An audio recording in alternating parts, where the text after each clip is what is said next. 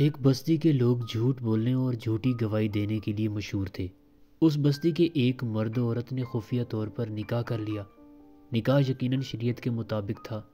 نکاح خواہ قاضی اور گواہوں کی موجودگی میں کچھ عرصے بعد میاں بیوی میں ناچاکی ہو گئی اور شوہر نے بیوی کو گھر سے نکال بھی دیا اور اسے تمام شرعی حقوق سے محروم کر دیا۔ خاتون شہر کے قاضی کے پاس مقدمہ لے کر گئی اور بتایا کہ شوہر نے گھر سے نکال دیا ہے۔ قاضی نے کہا تمہارے اس نکاح کی کسی کو خبر ہی نہیں۔ خاتون نے کہا کہ جناب ہمارا نکاح بالکل شریعت کے عین مطابق ہوا۔ قاضی نے پوچھا کوئی گواہ ہے؟ جی قاضی صاحب 2 گواہ بھی تھے، انہی کی موجودگی میں یہ نکاح ہوا تھا۔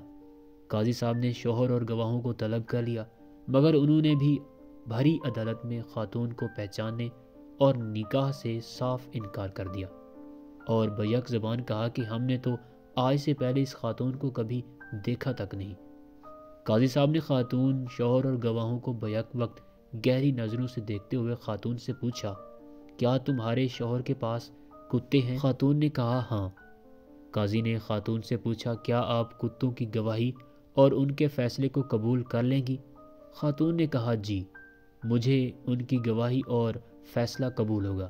قاضی نے حکم دیا کہ خاتون کو اس شخص کے گھر لے جایا جائے۔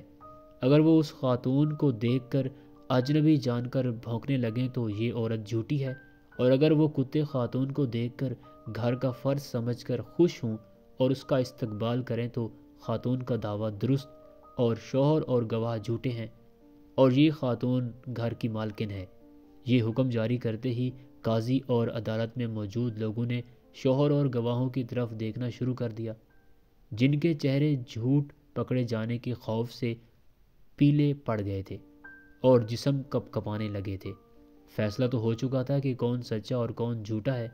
قاضی صاحب نے سپاہیوں کو حکم جاری کیا کہ گرفتار کر لو ان جھوٹوں کو اور انہیں کوڑے لگاؤ کہ یہی جھوٹے ہیں، اور آبزرویشن دی بدترین بستیاں ہیں وہ جن کے باشندوں سے زیادہ ان کے کتے سچے ہیں۔